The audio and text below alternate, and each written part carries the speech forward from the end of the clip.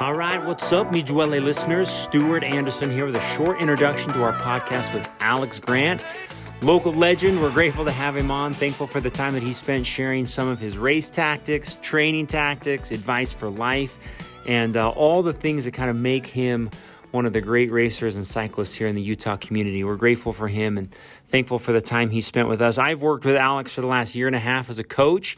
Thankful for him and all of his great advice. Man, he is one smart dude. So hopefully you enjoy the podcast we spend with Alex. Huge shout out to our sponsor, Duole. They've got a lot of new things coming for the spring. If you want to check out their website, www.voler.com. Obviously, they supply all of the custom gear for the team, as well as a lot of fun retail things coming out with a lot of fun colors. So anyway, love Duole. We're grateful for them and their support. All our thanks to Alex. Take care and enjoy. All right, welcome everybody. What's up? Me Duole podcast. Grateful to be with you. Such a fun, exciting episode today. Alex, we actually had you on the list when the concept of podcast was created for the team. So I can't wait. Well, it's an honor. Thanks for having me on. Great to be here. So Alex Grant's here. Jake Cook, Spencer Chipping. What's up, dudes? Hello. Hey. Well, dude, camp's over. Any other big announcements, guys? Like anything we got to talk about? It's fun that it's getting warm outside.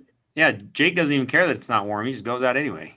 So. I refuse to get on Zwift. I canceled my membership and I'm done. I'm out.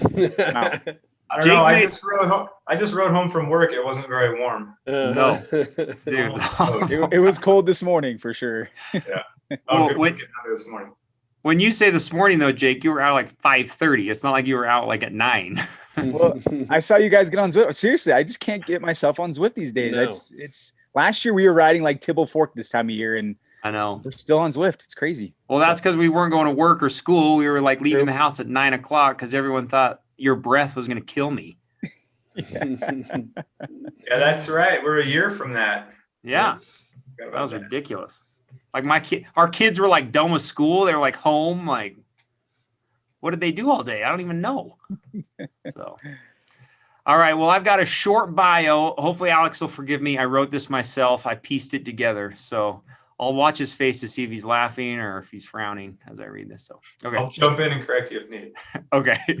Born in Richmond, Vermont, a small town 20 miles outside Burlington. I actually don't even know where Burlington is. So it doesn't, it's at northern Vermont. Northern Vermont, about an hour and a half from Canada.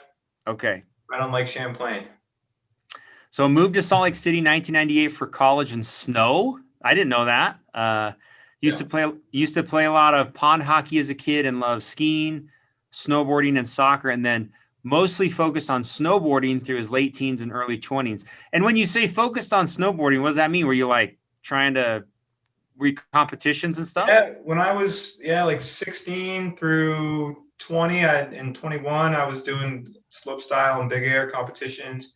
Then I got out here and I wanted to do like free ride stuff and backcountry. You know, we were doing photos and trying to get videos and I mean, it was I wouldn't say like I was trying to be, you know, like a full-time pro. I was just having fun, pushing it and just doing what I could. I had some informal sponsorships and got some free snowboards and equipment and just had a good time with it. And eventually, you know, injuries caught up to me with that sport, but it was fun while I did it. And you stayed here. I mean, you didn't move back or anything, so that's cool. You've stayed. Yeah, the longer, Utah's an amazing place. I came for the snowboarding, but the longer I'm here, the deeper the roots get. And I discovered how awesome all the other stuff is, the hiking, biking. You know, there's just so much good stuff about the state that, I'm here now, permanent resident. I've actually been here for 21 years, 24 years, 23 or 4, and I was 18 years in Vermont, so more than half my life here. Nice. Very cool.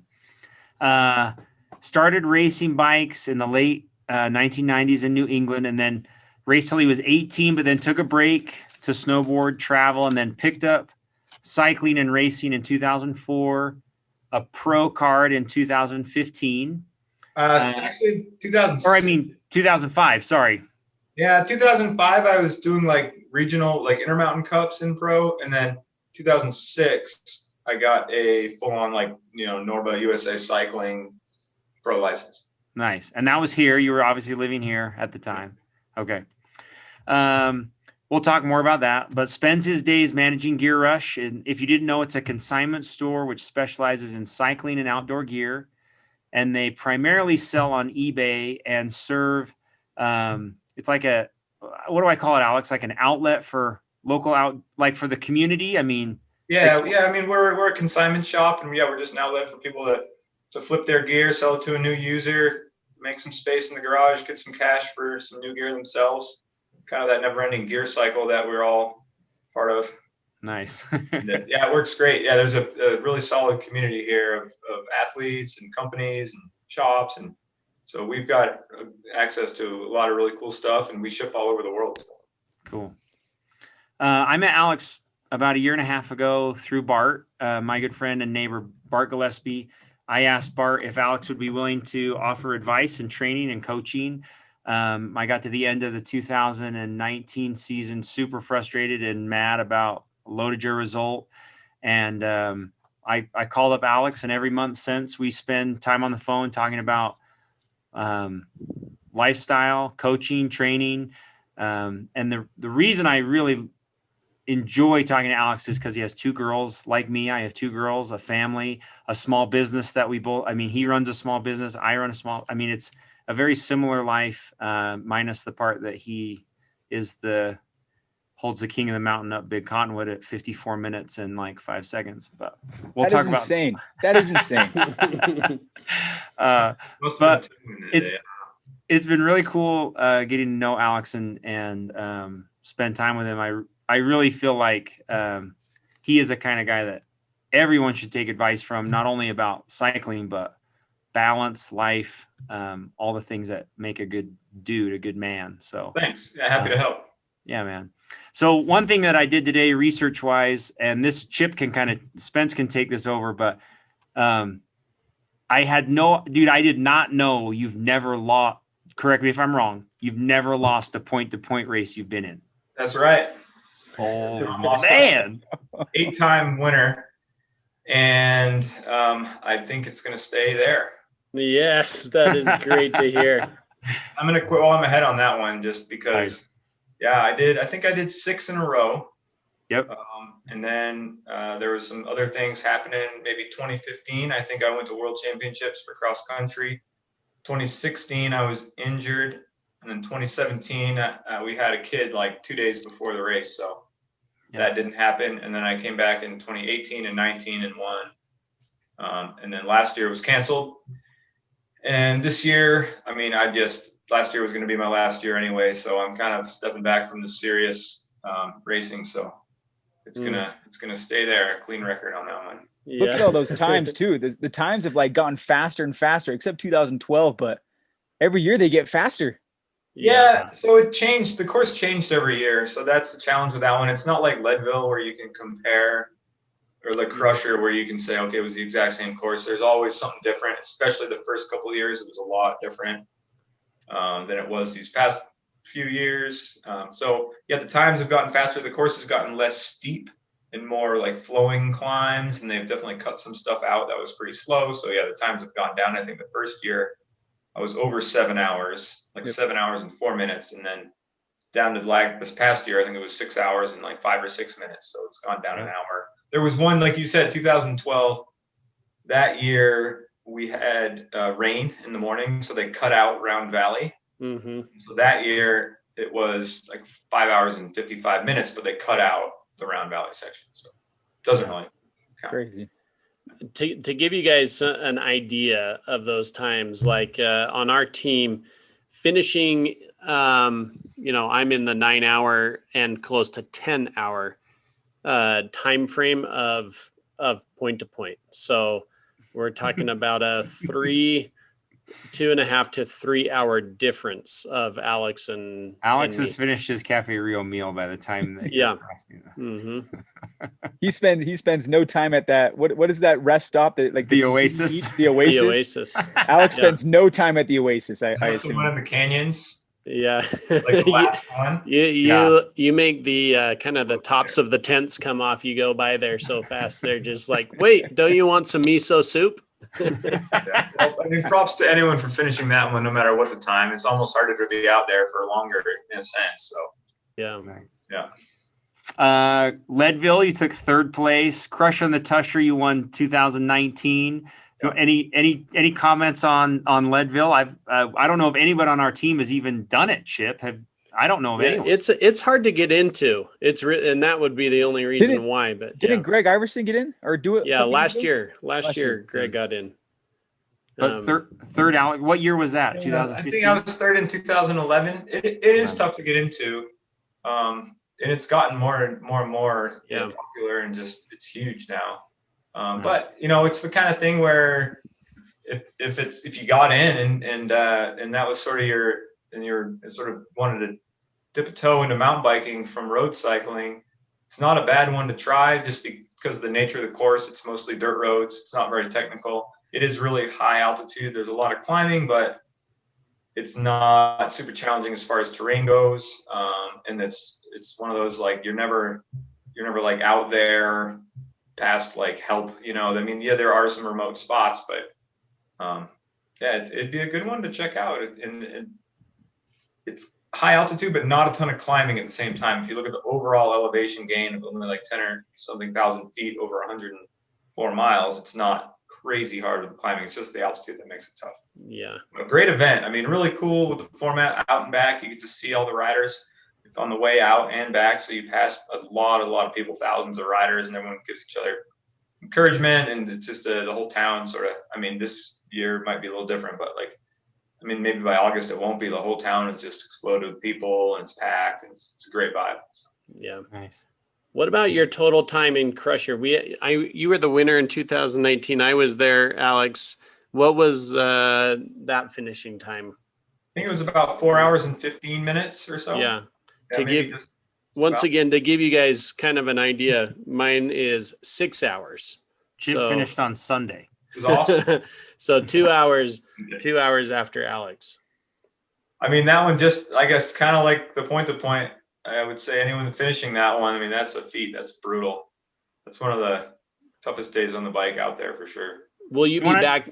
Will you be back at Crusher this year, Alex? Not this year, no. Kind of like I said, if I do anything this year, it's going to be maybe some local cross in the fall, maybe some local mountain bike stuff. But as far as the serious high level stuff, those days are behind me, and I feel like I left on a good note with that in 2019 with winning the Crusher and winning the points again. It's just the time commitment and the commitment to do it at that level with 2 kids and a business. Like now my kids they're 6. Well, one of them will be 6 in a week and the other's 3.5. So to take that time needed to prepare, it's more of a sacrifice. They can do things now, go on rides. We can go camping with them and stuff. So I've been doing more of that kind of thing, take them skiing instead of just same old like, oh, I'm going to be training again, so, and I'm content with that. I feel good about it. If I do the Crusher again, maybe I'll do it for 5-10 years. I'll just go and ride it, do an age group thing, But, yeah. Nice. Yep. He's got Porter's Fork on his mind right now. That's where he's got. I don't know that. I tried to get that KOM last fall and we know. Oh, we know. We've been watching you. We've been watching you. And, I just had to give up after a couple tries. Maybe this summer. That's a really hard climb. We could position me, Jake, and Spence along, and we could push mid. Yeah, I don't know if there's any Strava regulations on pushing, so sure, let's do it. Whatever. My fastest time up Tanner's Flat came when Dave Britton pushed me almost the whole way through on Ultimate Challenge. So whatever. Okay. Hey, Alex, that's what they do in the pro races, so why not? I think it would be cool, not to if you want to talk about it, but 2019 was just a different year for you because of the circumstances with the sponsors and the people that were supporting you. Do you want to dive into maybe your mindset for 2019 and how those races kind of came together for you? Yeah, 2019, 2017, 18, 19, sort of it was a less and less, sponsor support each year, just kind of gradually phasing out. And I realized in those seasons, it was just all about me and like what I wanted to do and what I had left to sort of prove, mostly to myself. So that's kind of the outlook I had. I had some great sponsors that continued on support, but as far as like team support was drying up, and I had Gear Rush and Hyper Threads that year, and NV Composites is a longtime sponsor in Cannondale, and I just kind of did a privateer program, just me, some custom jerseys, kind of wore whatever I wanted from Hyper Threads, had some Gear Rush kits, and it was a great way to sort of finish out my career, because I'd been on the teams, where you have your team sponsors and you have to sort of go along with those, and this season I could just and you have to do the calendar they want, and they say last few seasons it was just whatever I wanted to do. I picked a schedule, chose what I wanted, and that allowed me to prepare better. And so that year, a lot of times I would have been traveling to various cross-country races all over through the spring, and like May and June are super busy with races. And then the years I'd done the Crusher, it was like, oh crap, Crusher's in like a week. I better get the cross bike rolling, and get out on that, and then go do the Crusher. And that's not the best prep. I'd probably been at lower altitude racing, doing like a different style of training. Cross-country training is a lot more higher intensity, explosive, just the nature of the racing.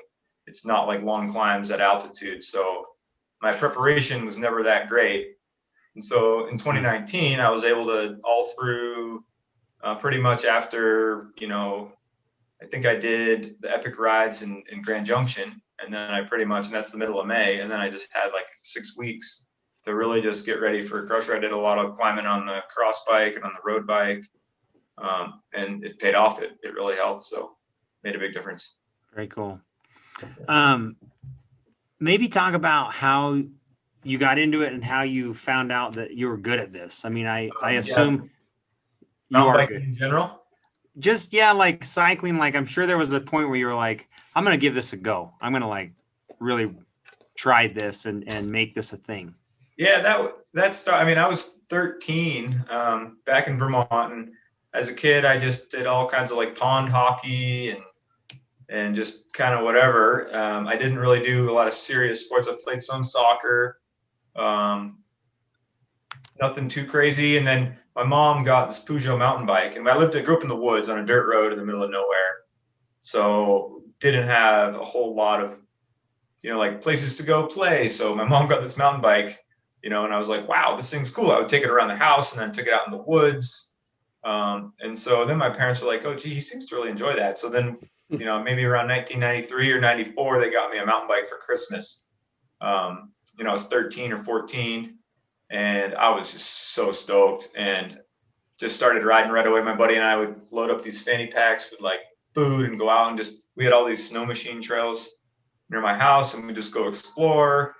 Some sketchy double tracks. I mean, single track wasn't really a thing then. This is early 90s. It was just riding on whatever double track trails and Jeep roads. And it was just a blast. And I started to notice, like, man, my friend, he can't keep up. Like, I don't know. And like, it wasn't like we were racing or anything. It's just like, I don't know. And like, so then, and he'd been doing some racing too. And so then I'm like, maybe I should try a race if, I don't know how that'll go. So I jumped in this like beginner race at Catamount, which is Catamount Family Center. It's in Williston, Vermont. It's one of the longest, it probably is the longest running weekly race series and one of the biggest. And they used to have like a Pro XCT there. They've had some big races there over the years. And that was just a blessing to have that right there. It was 15, 20 minutes from my house. So I just went, and there was just like a great racing scene that I got to jump into. I had some pretty good success right away in the beginner category, and I just kind of took it from there.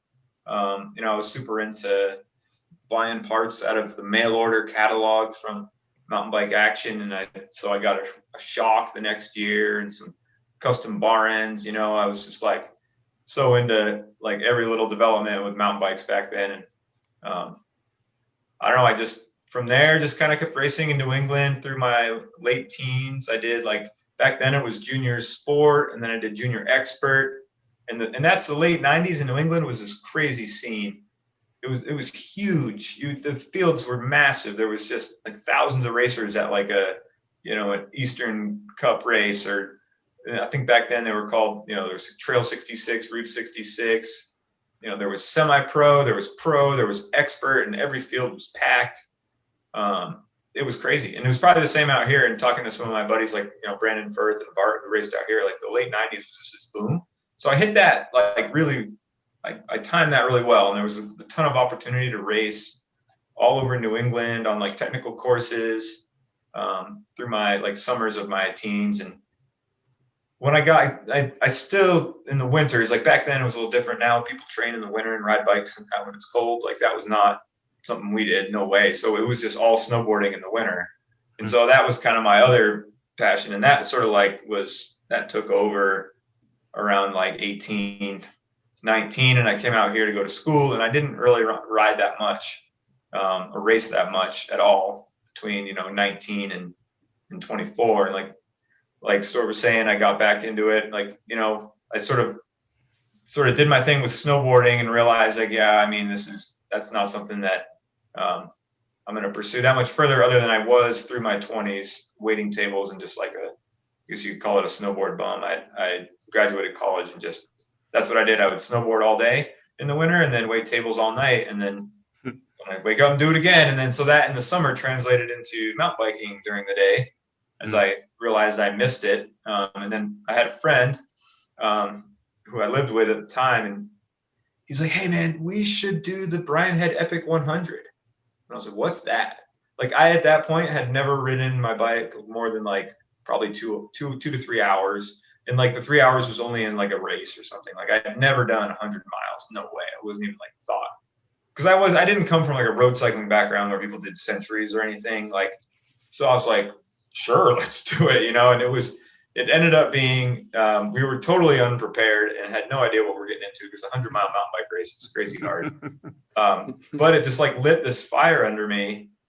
And it was like, I'm like, wow, I missed this so much. Like the whole, like pushing yourself and like feeling that, like, the suffering and the challenge and the racing people. And so I was like, dang, look at that. There's races out here. So I started doing some Intermountain Cups that year out here in 2004, and some weekly stuff. There was like the Sundance and Soldier Hollow race series. So I really got into those in like 2004, 2005, and then it just kind of like took off from there. And I just kept rolling with it at that point. So very cool. What do you think like led to your success? Like, why do you think you were good at it? Gosh, it's a good question.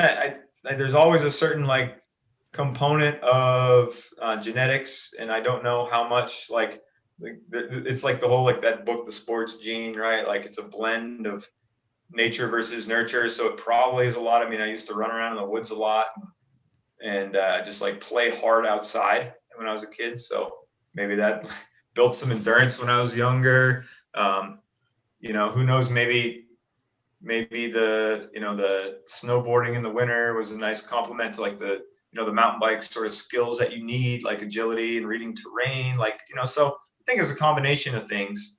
Like I was never the most gifted right away, like physically talented as far as like my engine goes. So I had to build that. Like I was pretty determined, to get better. And so like, it took me a long time to build it up. Like in 2004 and 5, when I was starting back up, like I wasn't at the front of a pro race. Like it took a long time to get there.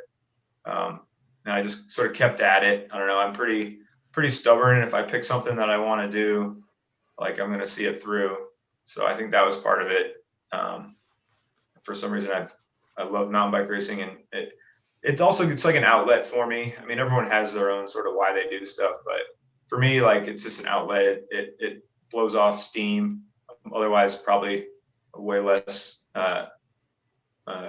agreeable person to be around if I don't get some exercise. So I guess it's like I found that I didn't, like when I wasn't racing after a few years, I was like going on these like trail runs, like 90-minute trail run, and I'm like pushing myself, and I was like, geez, what am I doing out here? Like, I guess I need this, right? So I mean, it sort of like found me. Like when I took a break, it sort of found me again, and like it's just like part of my life that it's like something that I need. I guess everyone's got their own different ways of coping, and that's mine, I guess. So fits in. You guys got questions for him? Yeah. Where are you running right now, Alex? When you get out on your trail runs that you just mentioned, you're kind of maybe we were recording when you mentioned this, or maybe we weren't, but Alex was talking a little bit about getting outside and running a little bit right now.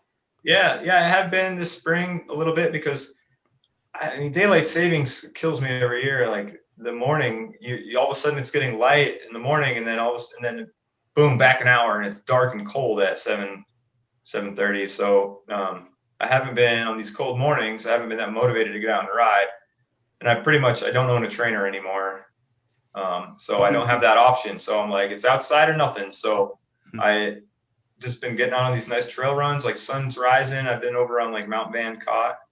Running's something with me. I've had a couple injuries that have made running a bit of a challenge, but it's something that I enjoy doing. I just love the feeling of, and I mean, I'm not that serious. Like when I say I'm going on these trail runs, it's like 4.5 miles. I did one that was over like just over 5 miles, like nothing crazy. I'm not going on like a 15-mile trail run or anything, but I just like to get out, and it's like the simplicity of running's kind of nice after so many years cycling, where I just throw on a pair of shoes and or something, you know what I mean? Like it's like, oh, this is just easy. Put on some shoes and go. So works for now. As soon as we get some warmer mornings and it's lighter out, I'm sure I'll be on the bike though.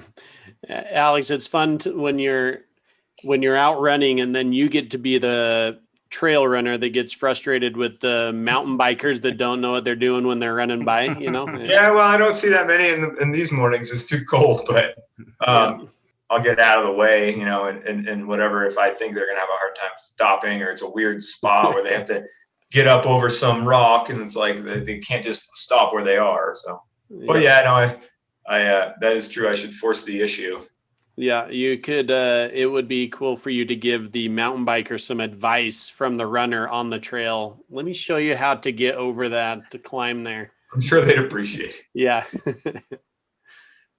It is kind of interesting, to be on the other side of that. You know, I hadn't thought of that, but no, I don't see too many. I actually don't run on too many of the trails that I would bike on.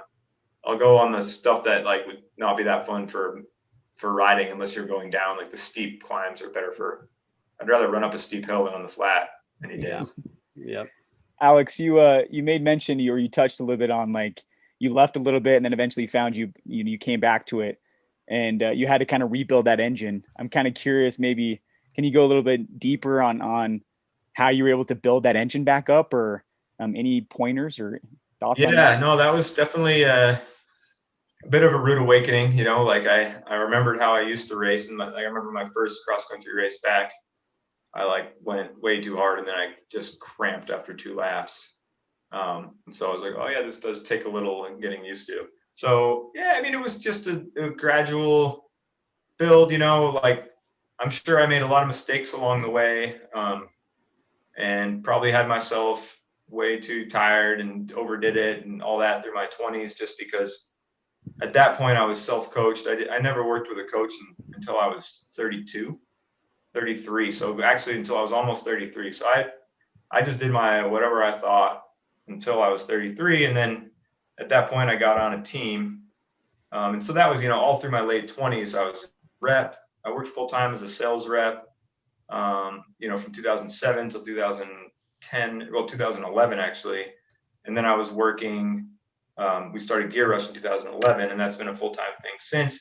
And so for me, like, it was always that outlet, and I think the working sort of kept me from overdoing it too much, because, you know, someone in their like late 20s without kids, like, if someone had like all the time to ride and not working, like, it's easy to overdo it, where, you know, that might burn you out and you might have a shorter career. And I think that's part of the reason I had a long career, is that because I was working, it was sort of I always had the time that I had, so I couldn't really overdo it. And I just kind of built up slowly year over year. It would start to add up. And then I started to get a lot of really good results, you know, right around 2010 into 2011. And 2011 is when I got a podium at Leadville in third.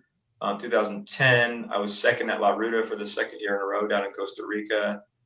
And I just like the results. All of a sudden I was like, whoa, I had a Leadville race in 2009 where I like rode with Lance Armstrong. which is actually quite funny because I'd had a lot of results until that point that I was way more proud of. But then there was these pictures of me riding next to Lance in Leadville, and it was like all my people that I hadn't heard from in 10 years were like, "Oh my gosh, dude, you rode with Lance Arm." Like, "Oh wow." Like they couldn't believe it. And I was like, "All right, like I've been doing this a long time and I got like no recognition." And then boom, that like, so it's like that. There's a few things that started to sort of like get me a little bit more to think like, I guess I can pursue this a bit more. And it was a slow process, like I didn't just go all in. And I think that was good because I bet I would have probably burned myself out if I hadn't had the balance of work and everything. So in 2012 is when I got a coach, and that really, like late 2012 going into 2013 season. And that was just a game changer for me. Like personally, like I'd never really done focused training, like focused intervals, things that were like targeted at, and so I was like, whoa, like all of a sudden at 2013, I just like, took off, and like I saw huge results and a big change through 2013, 14, 15. And so that was a big help. I was working with at that time, Adam Pulford with CTS training through Shower Cannondale. And that was a big part of also getting me to the next level. And I feel like I kind of built that base through my late 20s. In my late 20s, I also did a lot of endurance stuff, more like the 100 milers, the 50 milers. And so I was building up. And at that time, I had more time to ride too, just with less family commitment and everything. So maybe I built a bit of a base then. And then I got more focused with like purposeful training in my early mid 30s. And that really paid off at that point. And then I made a bigger push in cross country. And that discipline being like 90 minutes, it's totally different than like, the training that you'd want to do for like a 100 miler. I mean, not totally different, but definitely a little bit different. So. Right. Will you talk for a minute about the injury in 2016? I think it's pretty interesting, like not only what happened, how crazy it was, but then how you came back and, worked with Art a little bit. And I mean, that was when I started noticing you, because I think Bart, I don't know if you posted the x-ray or I saw the x-ray of your foot somewhere, and I was just I couldn't believe it. Yeah, that was a pretty rough one. It was so that year, 2016, I was on the long team for the Rio Olympics. And I had a lot of great results in 2015. And I think was like third at cross country nationals that year. And then I was one of the top 2 Americans at a couple of World Cups. And so going into 2016, it was the Olympic long team. And I'm like, well, I'm on it. And like, don't get me wrong, I was a complete long shot. It was really unlikely that I was going, but it's one of those things that you never know. So why rule it out? Might as well try. And so the selection criteria came up, and it was, well, the first World Cup is the first selection, and it's in Cairns, Australia. And I was like, never been to Australia. Maybe I should go. And so I went. And it was one of those trips. It was just like the whole trip was kind of weird once I got there. And then, I had a really bad crash in pre-riding one day, and I wasn't sure if I was going to race. And started the race, and long story short, first lap, I had this just weird crash that wasn't anything crazy. It was in a rock garden, and I came unclipped, and I sort of saved it, and I jumped off my bike, and my bike sort of flipped down the rock garden, but I just like stayed on my feet, and I jumped down an embankment, but I landed on a rock right on my feet, and it was right on like with carbon soled shoes, and I didn't even hit the ground other than my feet, and I just knew right away, first step, that's not good. Like my foot felt like a hot piece of mush. So I shattered my calcaneus, which is my heel bone. Mm-hmm. And yeah, I mean, from there it was carried to a four-wheeler to the ambulance to the hospital, x-rays, foreign country, hospital, like the whole nightmare, flying home on a 30-hour flight with like a foot that I felt every heartbeat, because it was like they hard casted it and it was swelling, and I just kept going. I mean, that was I thought when I heard it, calcaneus, heel bone, that's not too bad, right? And then talking to, I think Bart was one of the first to like kind of tell me like, no, that's probably one of the worst bones to break in your body, just especially if you need a big surgery there, because there's really not any blood flow to the heel, or really not that much, so far from the heart. And it's a really important spot because it bears all your weight. Your Achilles attaches to it. So it was, surgery here. Drew Van Borum, who's a local rider. He's my brother-in-law. Yeah, oh, really? brother-in-law. No way. Yeah. Okay, so Drew fixed me up, did an amazing job. I was off my feet, including pedaling, for 3 months. And then I got back to, I had to learn how to walk again. I started walking again in like August of that year. Started like spinning on the bike around the same time. And it was like one of the slowest, longest recoveries. And it's like still to this day, I feel it. It's just, it's a normal thing now, but, I've found ways to sort of like, work around and I can get out. Like, the fact that I can do these trail runs is amazing. It hasn't held me back on the bike that much. So I'm feeling great about it, but it was a really long, it basically took me out. The rest of that year was kind of a wash. And then even getting into 2017, it was like, whoa, I had to sort of build back up again. So 2017 was a kind of a roller coaster for me. And like Stuart was saying, I worked a lot with Art O'Connor and Woodcar Fit locally for strength training. I did a lot of PT and just kind of, it was one of those things, still seeing improvements 2 years out. Now there's a bunch of hardware in there. There's like 30 screws and it's hard to get it in a ski boot, but fine in a cycling shoe, luckily. So yeah. Crazy, man. What a wild experience. I can't. Yeah, imagine. that was not how I was hoping that trip would go, but you can't plan those things. So, well, one thing I've learned from Alex, whenever we talk, is he always says kind of the same thing whenever, like, let's say I'm on the edge of not burnout, but like I've done a lot of riding or a lot of training, or it's after a race or whatever, end of the season. He always talks about how he just kind of like reminds me, if you're not like into it, you just like step back for a bit. And it's some of the best advice. And not only that, but I watch him on Strava do it. So he's a new dad. Well, not new dad. I mean, you have a 6-year-old, but like running. You took up skiing this year, like cross country skiing, and all those things that kind of are the whole picture of fitness and taking care of yourself.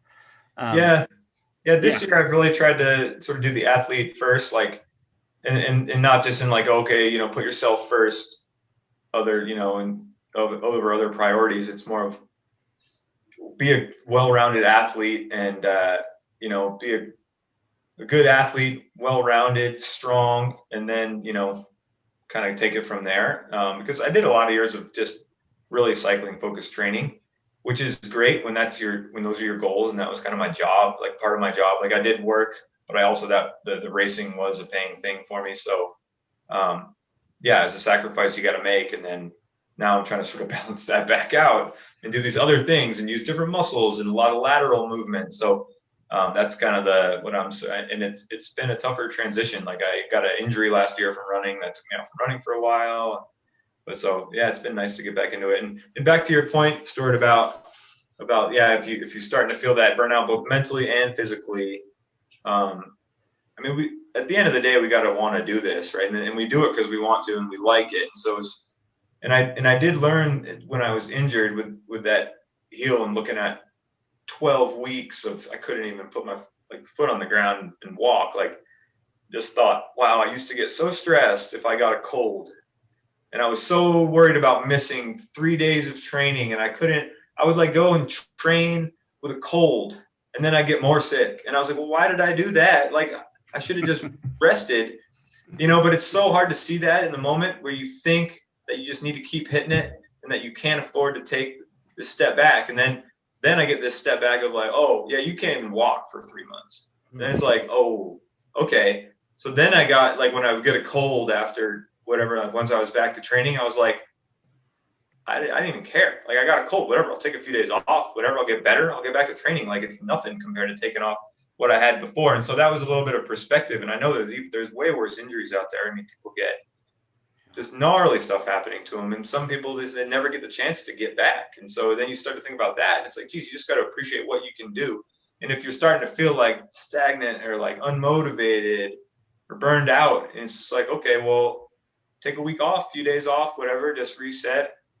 You'll be back in no time. And just that perspective of, oh yeah, like this is something that we're doing. And it's like a privilege to be able to do it and just enjoy it. Like that mindset is really allowed me to enjoy all this so much more, because it's easy to get wrapped up, especially like when you have big expectations for yourself and you want to go and do this, or you have other people have expectations for you maybe, and you get so results focused or outcome oriented that you lose track of the fun and why you're doing it. And then all of a sudden it's not as enjoyable. And when it's not as enjoyable, the results will suffer anyway. So that's something I've learned the hard way more than a few times. Makes a big difference though. Keeping it fresh and just that desire to get out there and having fun. Like that's what it's all about. So. Nice. Keeping it fresh, man. Title the podcast, Keeping It Fresh. Keeping it fresh. Nice. Good, Jake. Hey, there we go. I like it. Hey, well, I did ask Alex. He wrote down 5 pieces of advice, for all, basically like what he's learned over his life for cycling. And we said, it could be cycling, it could be family, it could be training, it could be whatever. Alex, do you want to run through? I mean, how do you want to do them? Do you want to talk about each? Like, is there a good way to do it? Okay. Yeah, let me pull them up, make sure I remember what I wrote down, and then I'll go through. I'll start the first one, and then I'll run through them, and then we can chat about them. Okay. If you guys have anything to add to, on a couple of them, I'm going to throw in like a second, like a counterpoint, and then so it's hard to choose just 5. Okay, cool.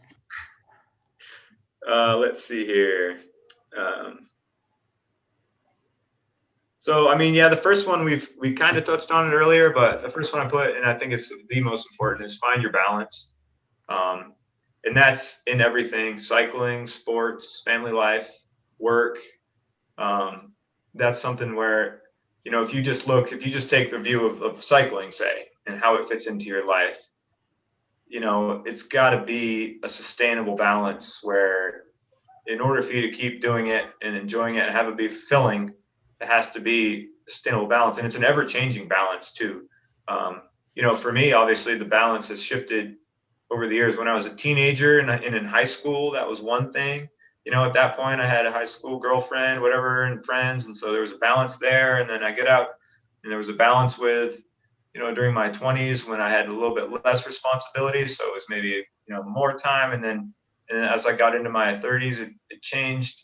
I had work and balancing racing. I got married and then kids, and wow, that changes the balance. And you guys that have kids know, I mean, that's all of a sudden a complete game changer, right?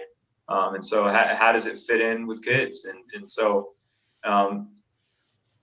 that's just an ever-changing thing, and it's different for everyone. Everyone's balance is going to be different, and it's got to work for you and the whole family and your job. Like nobody, people, coworkers and employers or employees don't want someone that's too tired to like be functioning at work. Family members don't want that. Like we don't want that. So it's like, yeah, how does it fit in? Like as people always talk about like a certain volume you should train, or all these things. How many times a week should you ride? And it's like, well, whatever fits for you, like make it fit and don't worry about what someone else is doing, which is actually, that's going to be another point that's another one of my 5 things is don't worry about what other people are doing, because that's their life and that's what fits for them. And I see that a lot, and Strava is probably one of the worst things for that, is wondering and seeing all these people out doing all this stuff, right? And you're just thinking everyone's doing more than you, or, oh my God, this person did this. And wow, look at this person, like they're training, and so it's great. It's motivating for sure. Like, don't get me wrong, there's these great spots because it gets people out. They're like, dang, he did that, I'm going to do this too. But as long as you're not getting stressed about, or like trying to do something just because you see like pros doing it. Well, okay, well, they don't even have a job. So, I mean, that is their job. They're going to just go and ride 25, 30 hours a week, and then they're going to post up on the couch. And if you work 40 hours a week and you try to ride 25 hours a week, you're bound to crash. So anyway, that's sort of just worry about yourself, and don't worry about what other people are doing, and find your balance is kind of the main takeaway there. You guys got something to add to that? Well, yeah, I want to hear from Jake and Spence. I mean, what is your key to balance? I mean, how do you guys decide? I mean, we all have to make a decision. How do you make it? How about you, Chip? You want to go first? Yeah, balance for me would be the hours of 5 a.m. and 7:30 a.m. because otherwise, Exactly. work and kids, like Alex is saying, has been, frankly, the last 20 years of my life, and so, you just have to you have to find balance. But here's the thing: one thing I want to tie into what Alex is saying is, even if it is a small amount of training, you can find some real enjoyment in that. And that's why we do this, because we have to love it. So rather than being fixated on the Strava results or the time results, or that my point to point time is 10 hours and Alex's is 6 hours. I had a great time, and that's how I find balance in it. Nice. What it's all about. Nice, dude. How about you, Jake? I'm the same with Chip. I mean, I know if I don't get it in between 5 a.m. and 8 a.m., it's kind of like, I don't get it in for the rest of the day. So take that opportunity to do in the morning. But also, I think, it's you're totally right on the Strava part, Alex. I mean, it's like you jump on Strava and it's just like addicting all day. I mean, it's, oh, this person did this right or this, and you're always constantly comparing. So I think something I've done is actually remove the Strava app from my home screen on my phone and remove it on the back screen, just so I'm not like getting notifications all day and looking at that app. And it's kind of helped me I guess, remove myself a little bit, as I ride in the morning, and then maybe check it once at night. But by removing it off my home screen, I found a little bit more peace and not always this anxiety of like checking constantly, like all day of, man, people are doing this or that. So nice. Good call. Great. Very good. When I try to balance, I always tell Kristen, because Kristen rides too, and my wife, whenever it's a thing that, if I am like obsessive in my mind over a thing, then I know that thing has taken over the balance. Anyway, for what it's worth. Okay, Alex, you want to do number 2? This is a good one. Jake's going to love this one. Okay, number 2, keep it fun and don't take yourself too seriously. Got to. You've got to. Because I've seen it way too many times where people forget we're just riding bikes. It's supposed to be fun. We don't need, and over the years, I've seen people beating themselves up, getting mad at other people, or just losing track of why they're doing it. And we're out pedaling bikes around wearing goofy colorful clothes. Like it's just fun at the end of the day, right? Like there's, and I mean, this crazy stuff that's gone on the last year, like has even magnified that, where you're like, wow, this isn't really that important. Like compared to a lot of the other stuff that's going on, we're just riding bikes, just have fun. You know what I mean? And so, yeah, there's always someone faster. I like to say that, unless you're like world champion, right? There's always someone faster. So people take themselves so seriously, and it's like, all right, well, you just haven't met the faster person, right? So I don't know. That's kind of like, keep your ego in check, keep it fun, don't take yourself seriously. Nice. And just kind of, once I stop having fun with something that I'm doing, my motivation goes in the tank, and my performance goes in the tank, and results go in the tank. That sort of follows. And it's just, but if I'm having fun with something, I'm motivated, I want to do it, it's great. Like I don't even care. Like, people talk a lot about like the flow state, right? Of like, you find this state where you kind of lose the conscious thought and you're just like in the zone, right? That's kind of the in the zone. And for me, if I'm just having fun, and it's so much easier to get in the zone. Whereas if I'm worried about something, how I'm doing, where's someone, like those are the days where you're not really in the zone. And those are the days where you're kind of forcing it for me. So yeah, that's why I put that one as a number 2. That's great. I mean, we've had probably 5 other guests on here that have said, Dave Sharp said the same thing. Ed Charner said the same thing. Mike Hansine said the same thing. Sean Yeager said the same thing.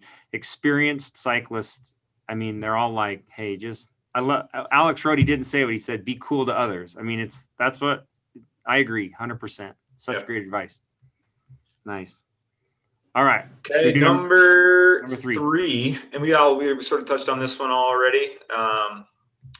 But think about your why. Like, why are we getting out there? Why are we doing this? Like, it does make a difference. And, sometimes you may not know, but like at least thinking about it, and then it can change too.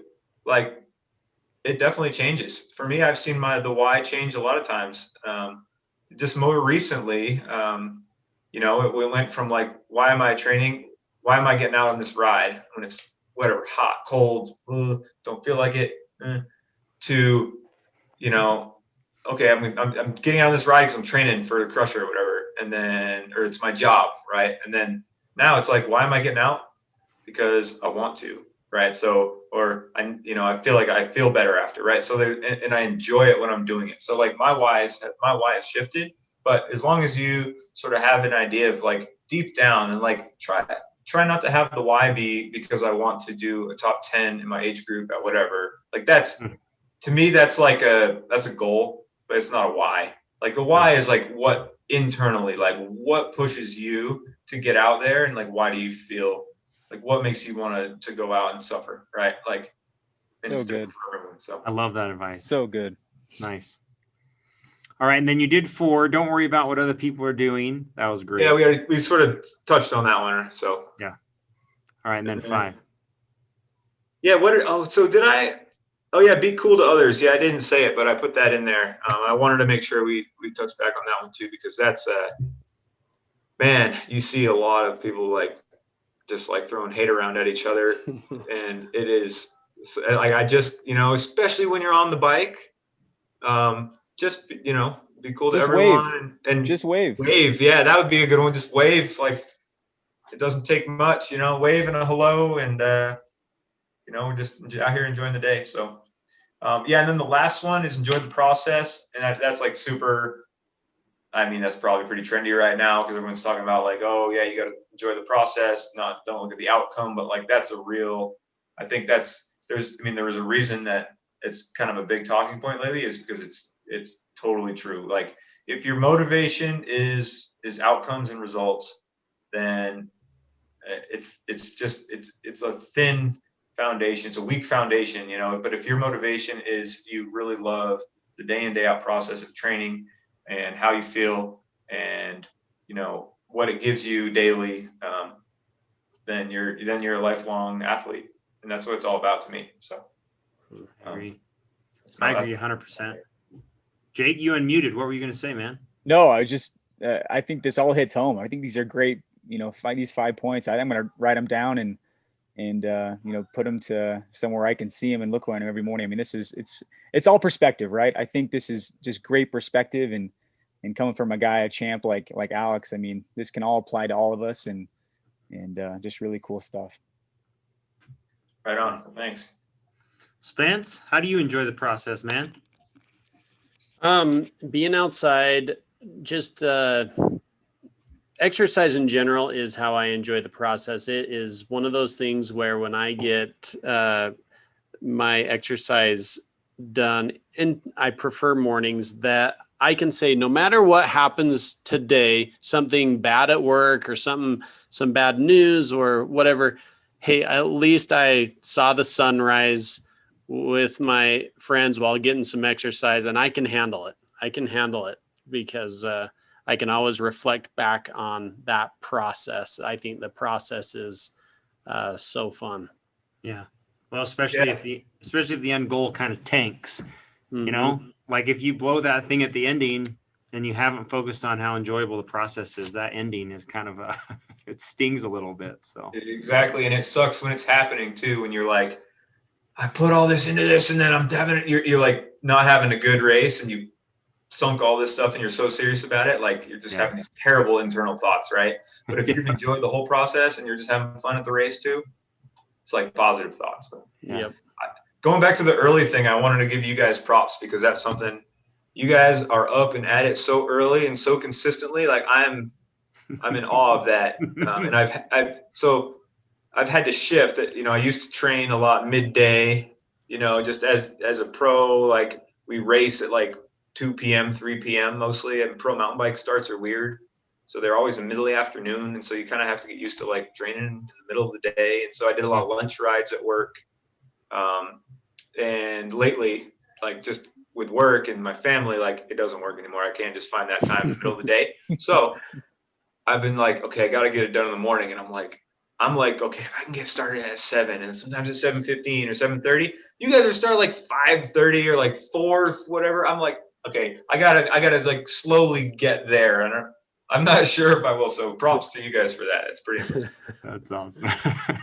I blame Like, Stu. It's like Spence says, dude, if it's not done by 7:30, it's not going to happen. That's amazing. I can't go out. Like, that's awesome. See, and then you got like, there's no baggage attached because you're like, okay, well, you were sleeping, and you know what? Yeah. I was riding. But The only up to baggage three. attached is arriving at work in a half, like you're half of a zombie versus like a normal worker. there you go. Well, you get used So to it, good. I guess. Hey, well, maybe let's wrap up. Any concluding thoughts from anybody as we wrap up with Alex? Oh, shoot, I just lost you there. Oh, I was just saying, any final thoughts as we wrap up and kind of finish? Any other questions for Alex or thoughts? Thanks, Alex. You're a good example. And Alex and Bart have helped a lot of our kids who race on the mountain bike teams and setting them up and giving advice. And so we appreciate you in all aspects. Yeah, happy to help. I love giving back in that way, and seeing kids on bikes is awesome. So stoked about that. Amen. No, thanks, Alex. And I think it's I ride with Stu a lot, and I actually ride with Chip a lot too. These two guys, and I will say it's been fun to kind of see. I mean, Stu's always been good, and Spence, obviously he's a legend in his element, but I think Stu has kind of been reaching out to you and things like that. It's been fun to kind of see him progress, and I was able to do his support in Lodaja last year, and seeing him at that podium finish, man, seeing him just pound that out was something cool. And I know it's, I give a lot of credit to you for helping him throughout the year, and just it's cool to see that progression, right? You talk about it as when you're in middle school, and then all of a sudden you get this coach, and not saying that you're his coach or whatever, but it's just cool to see that progression, that help, and take it to the next level. So mad kudos to you. That's rewarding for me too, but ultimately Stuart's the one turning the cranks. He's been killing it lately. So, hey, had a 10-minute power PR this morning, guys. Like, let's not overlook that. woo! I gotta log in and check that out. I've not seen that. There we go. It doesn't count. It was on Zwift. Doesn't matter. Nice. Well, Alex, I hesitate to offer your coaching services to others. Is that a thing that you want to talk about? Yeah, I think for the right person, I'm super busy with Gear Rush and everything, but for the right person that I communicate well with, that has goals that are kind of interesting to me, and I'm always open to talk. But yeah, I mean, it's right now. It's just I've just got a couple people that I work with. It's just something I do on the side because I love it, and it's a good way for me to stay involved with that sort of side of things. But yeah, for sure, if anyone's ever interested, just get in touch with me. Okay. What's the best way? Is there a good way? Ask probably me. email. Yeah, I'm an email guy. Like I'm not very good at social messaging or social media messaging. So yeah, email is the best. Alex Grant 411@gmail.com. Alex Grant 411. Cool. And I'd love to ride with you guys sometime this spring if I can get my butt out of bed that early. Yeah, let's do it. Porter's Fork. I think Porter's Fork stays on the goal sheet. I think we go after that. Let's do it. All right. Yeah, I mean it's that's gonna be a while till that one melts out, but I just want to be there when it happens. So whenever you're planning on doing it, I want to be there. Okay. I'll let you know. Thanks, Alex. You're the man. Thanks, dude. Alex. Thanks, guys. Cheers.